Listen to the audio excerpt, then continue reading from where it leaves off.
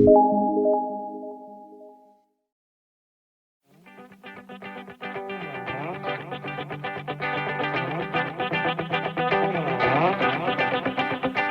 hi everyone, I'm Anirudh and I welcome you all again in another chapter at the Interview Diary series. And today with me is a special guest, Mr. Sandeep Kochar sir, who is a great storyteller and a founder of Blue Minds. So, first of all, sir, thank you so much for coming and joining us today. Thank you for having me.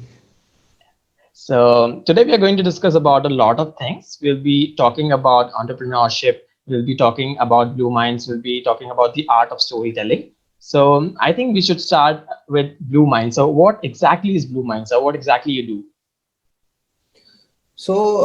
Basically, see, our organization is essentially a storytelling firm, and we try to kind of use storytelling as a tool to transform people and businesses. So, on the people side, it could be training, mentoring, coaching. It could be any process or any content that we are creating which transforms people.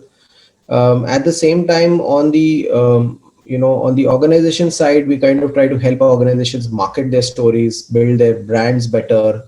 So all that piece is also there. So and all of these are today done on all technology platforms. So really, we are operating at the intersection of marketing, HR, and technology. So that's what storytelling is. So we try to kind of use storytelling to get people's stories out. So storytelling can be used in different forms and in different areas. But yeah, I mean, that's briefly what we do. Uh, Great. So you use basically storytelling as a medium to brand a product, and which eventually leads to marketing. So how do you think marketing using storytelling is better or more efficient than conventional forms? So see, storytelling has been there for many years now. All the advertisements that you see, they were all stories only in some ways, right? And marketing has been about branding, is about been about stories. But yeah, now what has happened is in the last few years, you've seen a shift where companies are looking at organic content marketing, and one of the key drivers of that is storytelling, where instead of selling a product, can you weave a story around it which will identify with the person who's reading it, and also that person then starts feeling connected to it and feels a part of that story. So that's where storytelling plays a major role, where you can relate to it. You also can easily understand what it's about, and therefore that product or service doesn't become a sales pitch, like buy this product or do this. So you'd rather talk about a story around that product. So yeah, I think really that is what how storytelling is. I mean, I'll not say different. Basically, it's been there for many years, but the way it is being used now is different. So that's where the shift has happened. So the entire organic content marketing is now based around stories. So therefore, for example, when we create stories, we are basically creating content, the content which can then transform a person's or an organization's, let's say, brand strategy. And that is really about how do you first of all find that story, and then how will those people who read or listen or see that story relate to it, and then you kind of try to talk about. So it's really at an arm's length, where you're not talking about the product, you're maybe talking about the problem, maybe you're talking about how you're contributing. So it could be something which is indirectly related to your product or service. It may not be directly related. Right. So what do you think? What makes up a good convincing story? So see, basically, a good story is one that attracts a reader, listener, viewer towards it. One. Second is it takes that person on that journey. The person wants to be part of that journey, and at the end of it, the person gets something from that story. So that's really what a good story should be like, where you really want to listen to it, and then once you're listening, you want to listen to it more, and then you want to wait for the ending to happen. So that's what a good story is about. Yeah, nice. So, global pandemic, how do you think this has affected your company, Blue Minds? So our revenues did take a big hit in March, April, May, all 3 months, some of our businesses started to kind of go down because one of our business, for example, we were doing is that the digital marketing piece that also started to kind of go down. We saw people spending lesser on marketing. We also have a training business. The training business also took a bit of a setback. We also have a hiring business where we kind of hire for companies and startups. That also went down. So yeah, all of these things happened. But then what we did was we tried to kind of look at, okay, how can we take these services online, all of them. That's one part. And for example, we started coaching, virtual coaching as a new service. That did very well because there are a lot of unemployed people in the market. Then the second is we started to look at micro niche areas like diversity hiring. We started to kind of get into those. And then we also started to build our product. So last 4-5 months, we've been working on our product, which will hopefully solve this unemployment problem that we are seeing. So yeah, these are the things we did. So in the last 6 months, I would say we have grown 2 times in terms of the number of people, and also in terms of revenues, we are moving in that direction. So it's been a year of transformation and change. So, but everything's been really good, really, if you ask me. So, still, actually, we all see around like work from home culture is currently all around. So, do you think that this work from home culture, if managed well, then can actually solve the problems of early age startups? Because then they can reduce their cost of renting a space, which the amount which is being saved then can be rightfully spent. Yeah, I think it's a good, this model of work from home has been there since long. A lot of companies have this facility, but the remote working, what will happen is with remote working, you can access talent anywhere in the world. So that will be a good thing for startups. A lot of startups are already doing it. But in India, still the market is not very mature because see, work from home requires a lot of discipline, and we as a culture and as a nation, we lack discipline. If somebody is not sitting on your head, it's tough. And most of our corporate companies and the culture has always been that somebody sits on your head and gets the work done. Now, this also means that you're completely shifting from that to, a culture where you are taking ownership of what you're doing. The other thing that is happening is also that dealing with ambiguity, because in work from home, you need to ask for information, you need to ask for the work, you need to understand. So asking the right questions and all there, that's again where, our Indian community is also, we are very apprehensive sometimes, we are not very open towards asking questions and really seeking information. So I think dealing with ambiguity is the other area where we struggle because we are used to getting everything in our plate, and then only from there we will eat, right? So I think these are the key challenges, but because of which a lot of people are working longer hours now because they are not able to do their work, because earlier it was everything was given to them on a plate. Now they really need to look for it. So yeah, but it's helping helping us become more self-reliant and more taking more ownership. So but in the long run, I think now remote working will be here to stay, because companies have already started realizing that a lot of things can be done remotely. You don't need physically person coming to work, and if you have the right kind of talent which can do that, then there's no problem at all. And hopefully this has been a training year for all of us to get trained on it.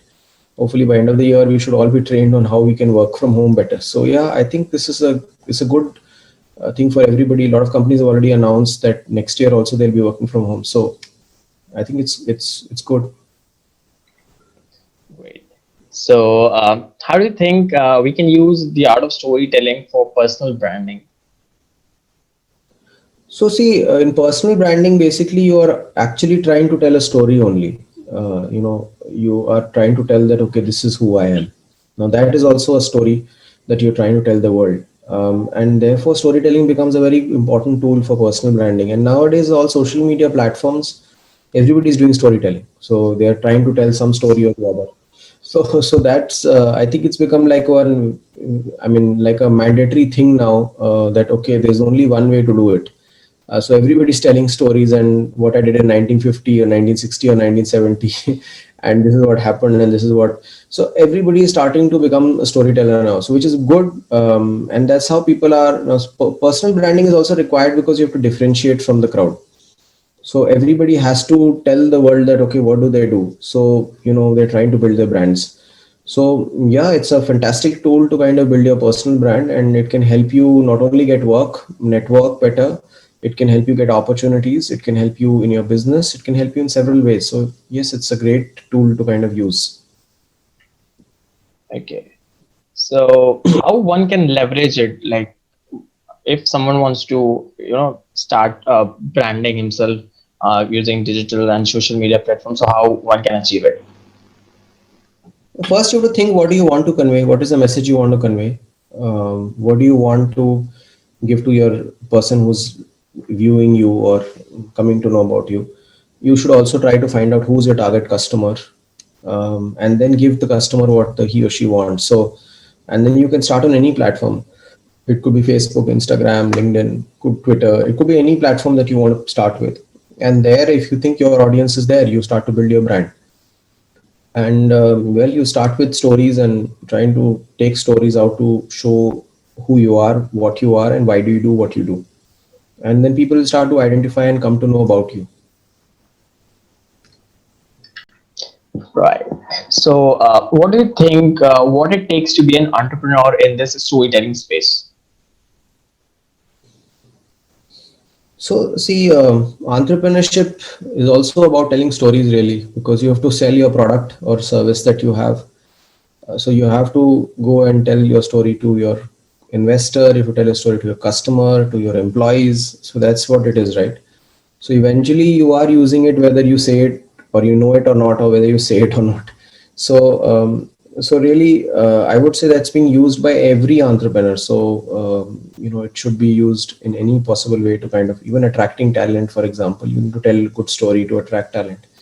So now in the storytelling space, entrepreneurship, that's a very, very, very micro niche area. Very few people are operating here. But there it also depends on which area you want to operate in. You want to operate in marketing, you want to operate in HR or technology, or what is the area. So first you choose your area, and then you can start to kind of use storytelling in that area, and go about building your brand in that area, or even business in that area. So yeah, I think the storytelling space is, I mean, storytelling earlier used to be, okay, somebody will just tell stories, right? The other would be that, okay, somebody will market your product. But now storytelling can be used in sales, storytelling can be used in marketing, it can be used in HR, it can be used in technology. User stories, for example, are all storytelling in technology. Storytelling can also be used for data sciences. You have data, you have done the analysis, but where is the wrapper of the story? You need a good story. In India, we are not very good at telling stories, even though we've have such a long legacy on stories from our mythology and others. So I think one can choose whichever area you want to operate in, and you can really kind of differentiate from other people when you get into this area. Yeah, wonderful. So have you ever turned down a client? Yeah, I have many times. Earlier, I used to not do it, but now do it very, very frequently. When you see the values don't match, then you should not waste your time, because in the short term it may be okay, but long term it will not work well. And I think it goes same in terms of clients. It also is the same thing when it comes to employees. If the person that is working in your organization is not aligned to the values of the organization, it's not going to work. So you need to choose the kind of people you want to allow into your life. You also need to choose the people you want to work with. So yeah, I think it's very important. In fact, saying no is the most important quality for an entrepreneur. If you can't say no, then basically greed, you get into greed, and then you will say yes to everything, and that is when you lose out and miss out, because you're doing all the wrong things.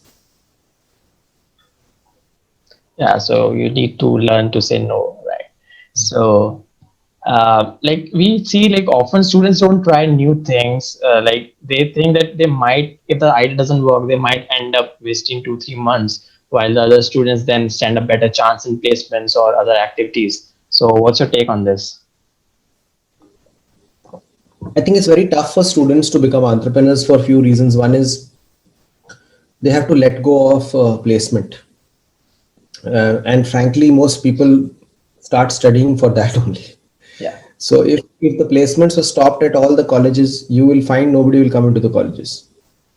So so so basically it's all materialism and greed that is really driving everybody, right?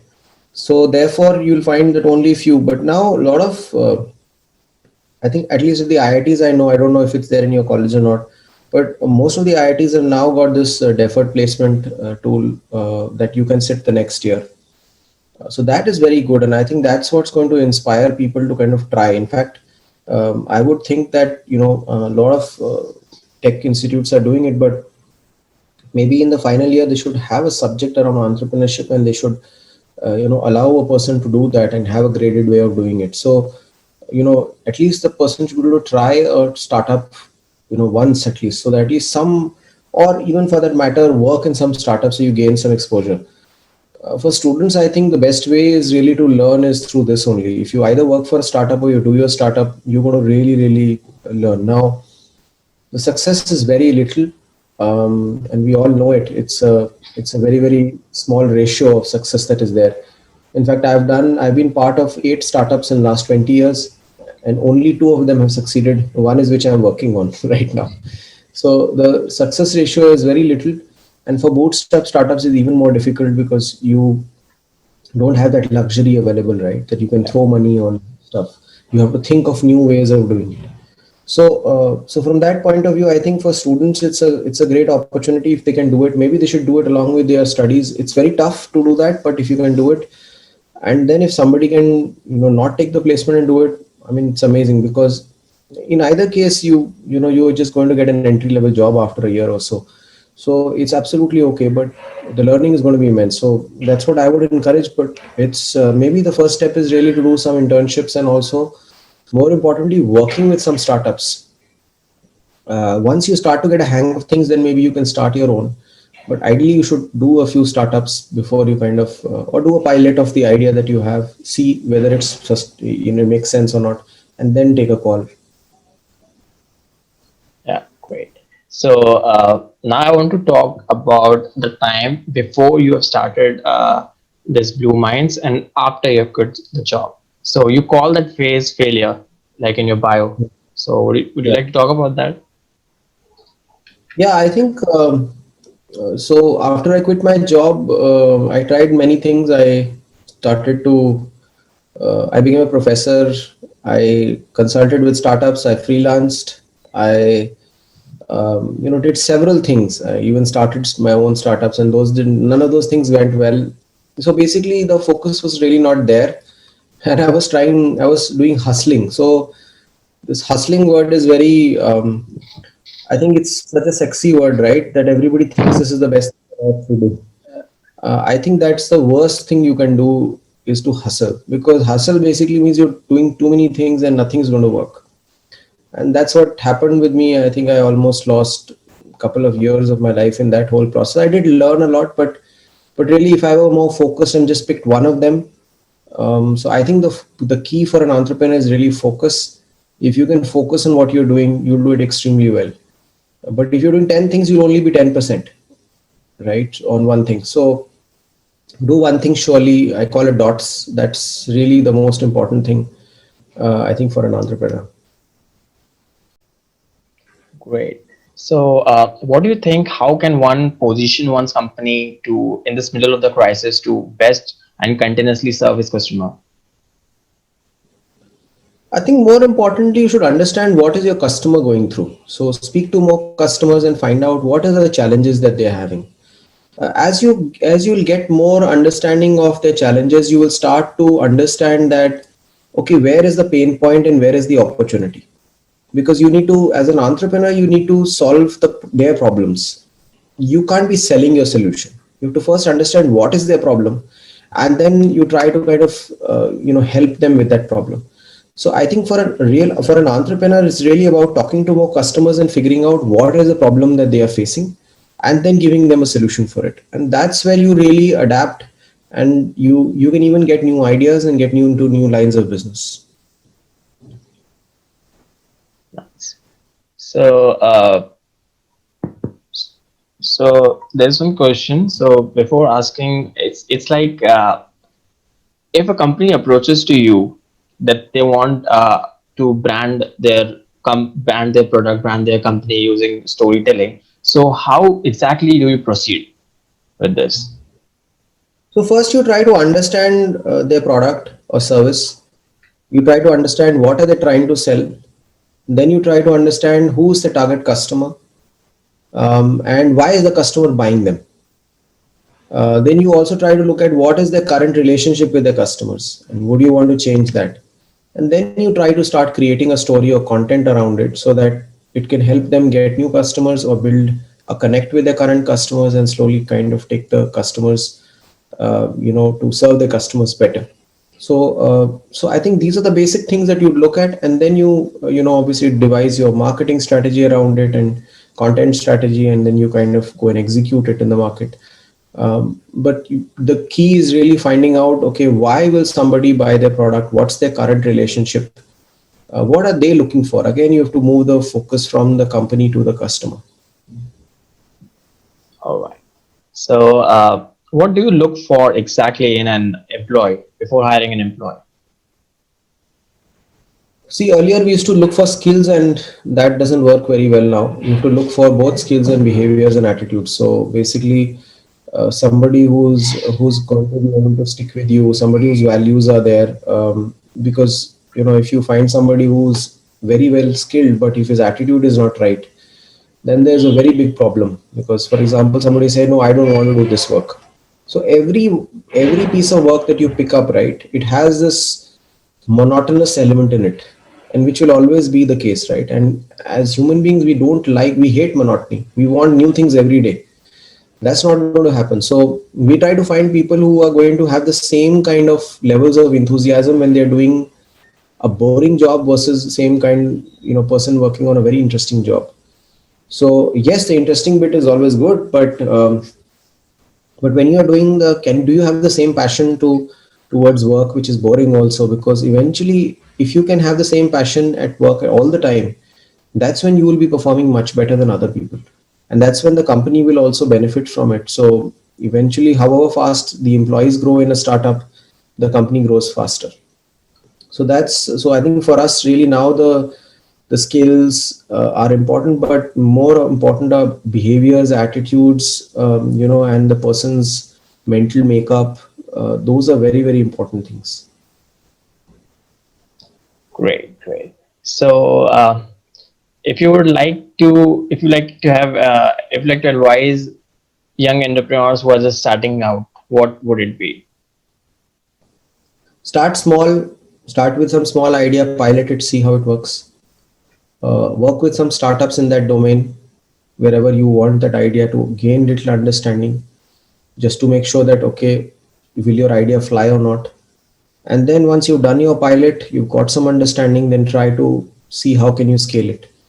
I think starting small is very important, and finding out whether your idea works or not is even more important.